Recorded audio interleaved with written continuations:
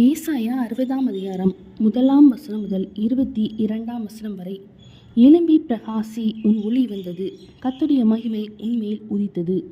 இதோ இருள் பூமியையும் காரிருள் ஜனங்களையும் மூடும்.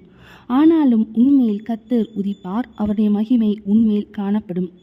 உன் வெளிச்சத்தின் இடத்துக்கு ஜாதிகளும், உதிக்கிற உன் ஒளியின் இடத்துக்கு ராஜாக்களும் நடந்து வருவார்கள். சுற்றிலும் உன் கண்களை ஏறெடுத்து பார், அவர்கள் எல்லாரும் ஏகமாய் கூடி உன்னிடத்திற்கு வருகிறார்கள். உன் குமார தூரத்திலிருந்து வந்து உன் குமாரத்திகள் உன் பக்கத்திலே வளர்க்கப்படுவார்கள். அப்பொழுது நீ அதை கண்டு ஓடி வருவாய், உன் இருதயம் அதிசயப்பட்டு பூரிக்கும். கடற்கரையின் திரளான கூட்டம் உன் வசமாக திரும்பும், ஜாதிகளின் பலத்த சேனை உன்னிடத்திற்கு வரும்.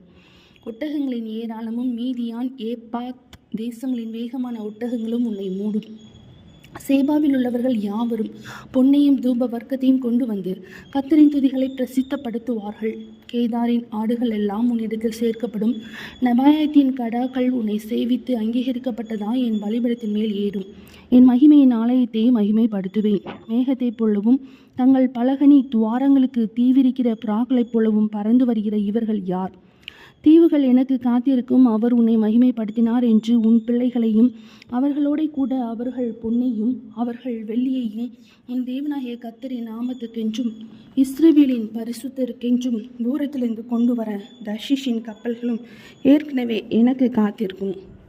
அந்நியரின் புத்திரர் உன் மதில்களை கட்டி அவர்களுடைய ராஜாக்கள் உன்னை சேவிப்பார்கள். என் கடும் கோபத்தினால் உன்னை அடித்தேன், ஆனாலும் என் கிருபையினால் உனக்கு இறங்கினேன்.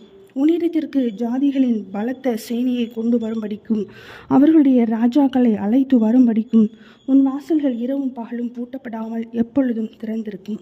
உன்னை சேவிக்காத ஜாதியும் ராஜ்யமும் அழியும், அந்த ஜாதிகள் நிச்சயமாய் பாழாகும்.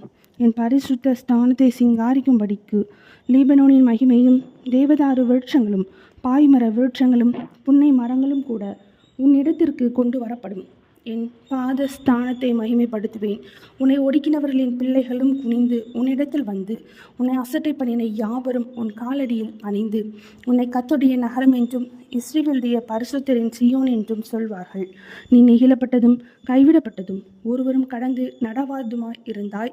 ஆனாலும் உன்னை நித்திய மாட்சிமையாகவும் தலைமுறை தலைமுறையாயிருக்கும் மகிழ்ச்சியாகவும் வைப்பேன்.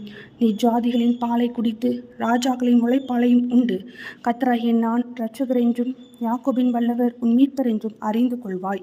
நான் வெண்கலத்துக்கு பதிலாக பொன்னையும் இரும்புக்கு பதிலாக வெள்ளியையும் மரங்களுக்கு பதிலாக வெண்கலத்தையும் கற்களுக்கு பதிலாக இரும்பையும் வரப்பண்ணி உன் கண்காணிகளை சமாதானம் உள்ளவர்களும் உன் தண்டற்காரரை நீதியுள்ளவர்களும் ஆக்குவேன். இனி கொடுமை உன் தேசத்திலும் அழிவும் நாசமும் உன் எல்லைகளிலும் கேட்கப்பட மாட்டாது. உன் மதில்களை ரட்சிப்பென்றும் உன் வாசல்களை துதி என்றும் சொல்லுவாய். இனி சூரியன் உனக்கு பகலிலே வெளிச்சமாய் இராமலும் சந்திரன் தன் வெளிச்சத்தால் உனக்கு பிரகாசியாமலும் கர்த்தரே உனக்கு நித்திய வெளிச்சமும் உன் தேவனே உனக்கு மகிமையுமாய் இருப்பாய்.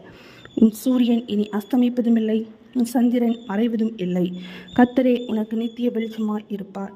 உன் துக்க நாட்கள் முடிந்து போம். உன் ஜனங்கள் யாவரும் நீதிமான்களும் என்றைக்கும் பூமியை சுதந்தரிக்கும் குடிகளும் நான் நட்ட கிளைகளும் நான் மகிமைப்படும்படி என் கரங்களின் கிரியைகளுமாய் இருப்பார்கள். சின்னவன் 1000 சிறியவன் பலத்த ஜாதியும் ஆவான். கர்த்தராகிய நான் ஏற்ற காலத்தில் இதை தீவிரமாய் நடப்பிப்பேன். ஏசாயா 60ஆம் அதிகாரம் முடிந்தது.